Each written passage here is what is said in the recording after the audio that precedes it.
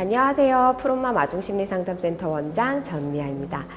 오늘 아이조와 아빠 교실에서 나 그대로를 알아주세요 라는 주제로 함께 해보려고 하는데요. 나 그대로를 알아주세요 해서 나는요 아이를 칭하는 거예요. 그래서 아이들이 어른들한테 요청하는 겁니다. 어른들 나를 있는 그대로 알아주세요 라고요. 자, 그러면 우리가 아이들 있는 그대로 어떻게 알아갈 수 있을까 한번 생각을 해보게 되면 일단 먼저 육아라는 과정부터 생각을 해볼게요. 저는 때때로 육아는요 발달적으로 너무나도 다른 성인과 아이가 함께하는 성장의 과정이지 않을까라는 생각을 해봅니다. 그만큼 육아라는 건 시간적으로도 그리고 발달적으로도 큰 차이가 있는 성인과 아이가 함께하는 과정이라는 걸 의미하는데요. 그러면 우리 아이를 있는 그대로 이해하려면 우리는 그 발달에 대한 고민을 안 할 수가 없어요. 그리고 무엇보다 발달적으로 다른 존재를 이해하는 데 있어서 그 발달의 차이에 상관없이 아이들도 성인과 동등한 인격체이고 고유한 성질을 가지고 있는 사람이다 라는 인정을 뗄 수가 없습니다. 그래서 오늘 교육과정 4가지 팁으로 발달이 다른 성인과 아동이 서로를 어떻게 이해할 수 있는가 찾아가 보도록 할게요. 발달적으로 다른 성인이 아이를 어떻게 있는 그대로 이해할 수 있는가, 그 첫 번째 팁. 아이도 고유한 성격과 감정 그리고 행동 양식이 있다라는 걸 이해해 주셨으면 좋겠어요. 여기서는 먼저 아동도 성인과 동등한 인격체라는 무게감을 설정하고 가는 건데요. 우리는 때때로 아이들을 있는 그대로 헤아리고 인정하려고 하기보다 성인의 시각에서 저 아이 대체 왜 저러는 거야?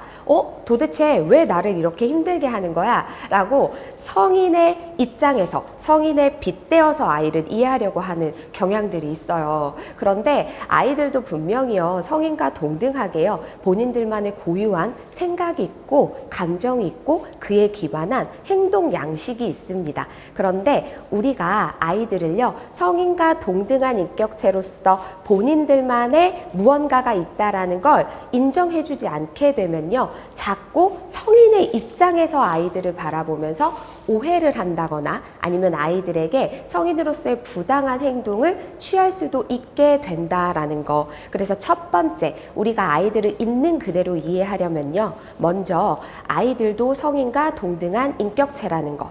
성인과 같이 아이들도 분명히 고유한 생각과 감정 그리고 행동 양식이 있다라는 것 꼭 기억해 주셨으면 좋겠어요.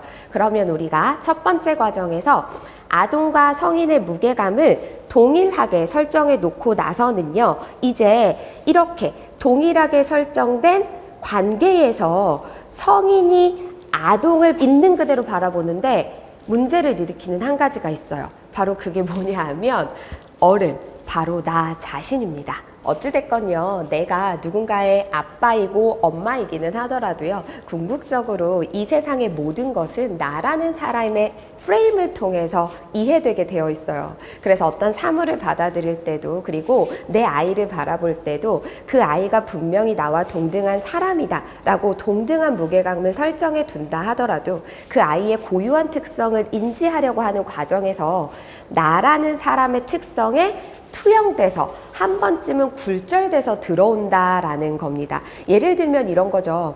나는 조금 정적인 사람이에요. 그래서 나는 뭔가 활동적인 걸 별로 좋아하지 않습니다. 그런데 반면에 나의 아이는요, 상당히 역동적이고 활동성이 높은 아이예요. 그러면 내가 봤을 때 나의 아이는요, 실제 내 아이의 활동성이 6 정도 평균보다 조금 높은 수준이라 하더라도 활동성이 낮은 내 입장에서 내 아이는요 너무 많이 활동적이고 나를 힘들게 하는 아이로 여겨질 수 있다라는 거예요. 이렇게 나와 내 아이가 아무리 동등한 무게감으로 마주보고 있다 하더라도요 궁극적으로 이 아이를 인지하고 이해하는 데 있어서 나라는 사람의 특성, 내가 가지고 있는 고유한 행동 양식이나 나라는 사람의 정체성이 내 아이를 이해하는데 끊임없이 영향을 미치고 있기 때문에 저는 때때로 어른들에게 요청합니다. 내 아이를 이해하려고 할 때 내 아이에게 자꾸 왜? 라는 질문을 던지기보다는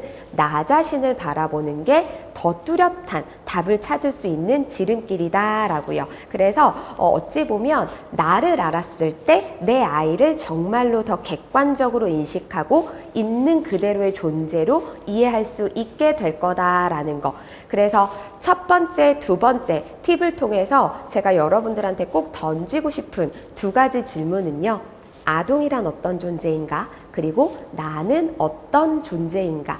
그래서 우리가 육아를 하는 과정에서 체력적으로도 힘들고요. 시간적 여유도 없고 때로는 정신적으로도 여력이 없습니다. 그래서 매일 이렇게 맞대면서 함께하는 나와 내 아이를 이해하는 여정을 놓치게 되는데요. 오늘 이 영상을 보시는 분들 잠깐 일시정지 버튼 누르고 내가 나의 아이를 어떻게 바라보고 있는가? 그리고 그 아이를 바라보는 나는 어떠한 사람인가? 이 두 가지 질문을 충실히 고민해 보실 수 있다라고 한다면 이제까지 이해되지 않았던 나와 내 아이의 뒤죽박죽의 일상들이 조금은 더 정리정돈될 수 있는 기회가 되지 않을까라는 생각을 해보게 되고요. 조금 더 실질적인 세 번째, 네 번째 팁을 좀 드리려고 해요.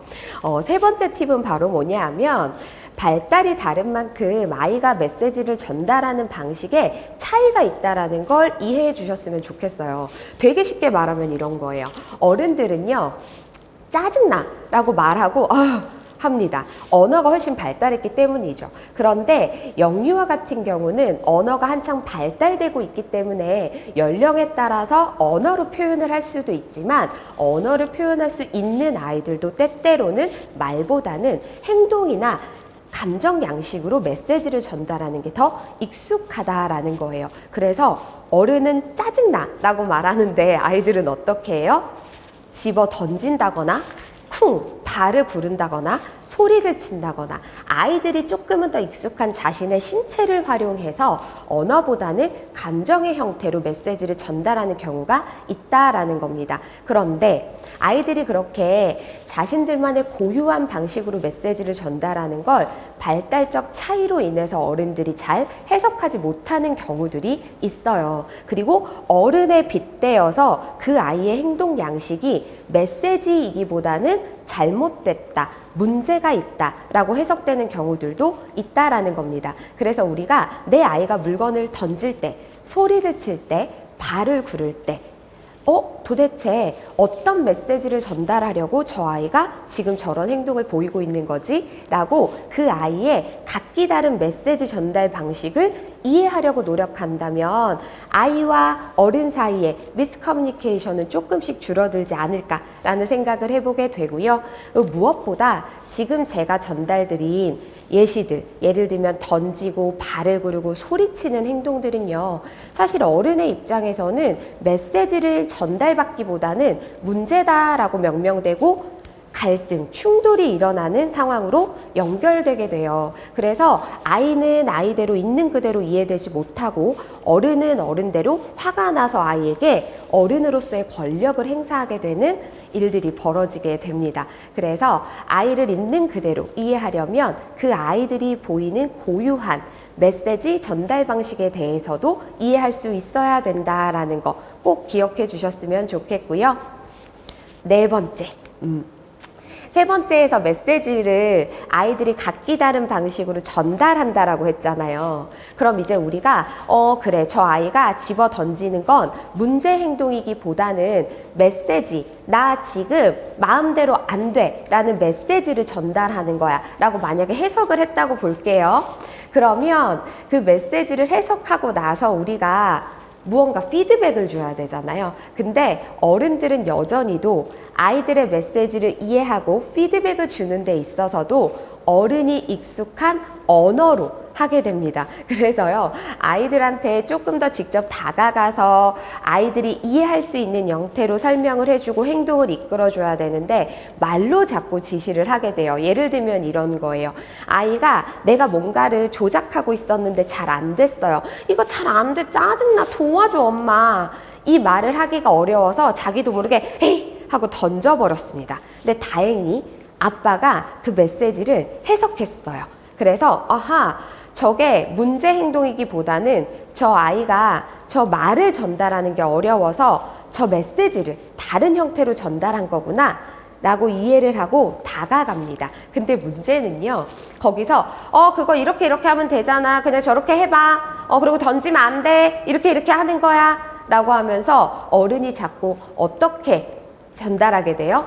말로 전달하게 된다는 거예요. 근데 때때로 아이들은요, 말로만 들어서는 이해가 안 돼요. 왜냐하면 어른보다 경험이 짧고요, 자기 행동을 어떻게 해야 되는지 형성하기 이전의 단계이기 때문이에요. 그래서 우리 아이들한테 무언가를 전달해 주려고 할 때 내가 아이의 메시지를 전달하고 어른으로서 피드백을 주려고 할 때에는 말에만 의존하기보다는요, 조금은 다가가서 어떻게 해야 되는 건지 손으로 직접 알려줄 수 있어야 되고요.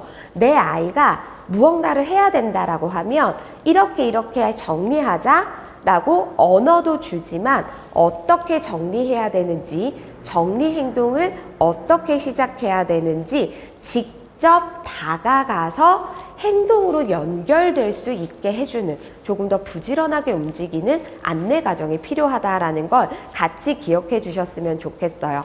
특히 이 4번째 팁에서 제가 조금 더 부지런히 움직여주세요 라고 요청드리는 이유는요, 3번, 4번 언어로만 지시하다가 어른은 또 어른대로 화가 나고 아이는 아이대로 이해받지 못하는 상황이 일상생활 속에서 빈번히 일어나기 때문입니다. 그래서 우리가 발달적으로 다른 성인과 아이가 함께하는 가정은요, 이렇게 발달이 다르다라는 이해의 바탕으로 서로 주고받는 메시지 방식을 이해하는 것 또한 매우 근본적으로 중요할 거다라는 이야기를 드리고 싶어요. 좀 정리를 해보면요. 자, 오늘의 주제, 나 그대로를 이해해 주세요 에서 제가 첫 번째로 부탁드렸던 건 아동, 발달적으로 성인과 다르기는 하지만 그 무게감에 있어서는 성인과 전혀 다를 바가 없다라는 것. 그래서 성인도 아동도 동등한 무게를 가지고 있는 고유성이 있는 인격체다라는 사고관이 정립됐으면 좋겠어요. 그 다음 2번째, 아이를 이해하려고 할 때 아이만 바라보는 게 아니라 그 아이를 바라보고 있는 나를 꼭 이해해 주셨으면 좋겠어요. 왜요? 이 세상은 나를 중심으로 돌아가기 때문에 내가 아무리 객관적으로 나의 아이를 이해하려고 해도 결국에는 나라는 사람의 프레임을 통해서 내 아이가 한 번쯤 굴절돼서 해석될 수 있고 그 굴절의 과정에서 내 아이를 오해하기 때문이죠. 자, 그 다음 3번째, 각기 다른 성인과 아이가 함께 하려면 서로 이해하는 방식의 커뮤니케이션은 적어도 맞출 수 있어야 돼요. 그래서 3번째, 4번째는 커뮤니케이션과 관련된 팁이었는데요. 3번째 팁 뭐였어요? 내 아이는 발달적으로 다르기 때문에 메시지를 전달하는 방식이 분명히 다르다라는 걸 이해해 달라. 아이들은 말보다는 감정, 행동에 조금 더 기반해서 메시지를 전달하고 있다라는 것. 그리고 4번째, 아이들의 메시지가 해석됐으면 그 해석된 메시지의 피드백을 전달하는 방식도 성인에게 익숙한 언어이기보다는 행동과 정서가 함께 연합되어 있어야 된다라는 거. 그래서 조금 더 부지런히 움직여서 직접 다가가서 아이가 행동을 어떻게 해야 되는지도 알려주셨으면 좋겠고요. 행동이 시작될 수 있게 이끌어주는 것도 필요하다라는 거 같이 기억해 주셨으면 좋겠습니다. 아이들과 함께하는 과정에서 서로의 다름, 발달적으로 다르다라는 거, 그리고 그 발달의 차이로 인해서 내 아이가 가지고 있는 고유성을 인지하고 해석하지 못하기 때문에 계속적으로 발생하는 오해와 갈등 상황들도 많다라고 이해하고 있어요. 오늘 이 영상을 통해서요, 발달적으로 다른 내 아이를 조금은 더 있는 그대로 이해하는 첫걸음이 시작됐으면 좋겠고요. 그 발달의 차이, 그리고 내 아이를 있는 그대로 이해하지 못해서 생기는 생활 속의 작은 갈등들을 돌아보고 어떻게 하면 이 갈등을 갈등이 아닌 이해로 발전시키고 문제를 해결해 나갈 수 있을까? 성장하는 아빠의 모습이 시작됐으면 하는 바람입니다. 그럼 오늘 영상 여기서 마무리 지을게요. 감사합니다.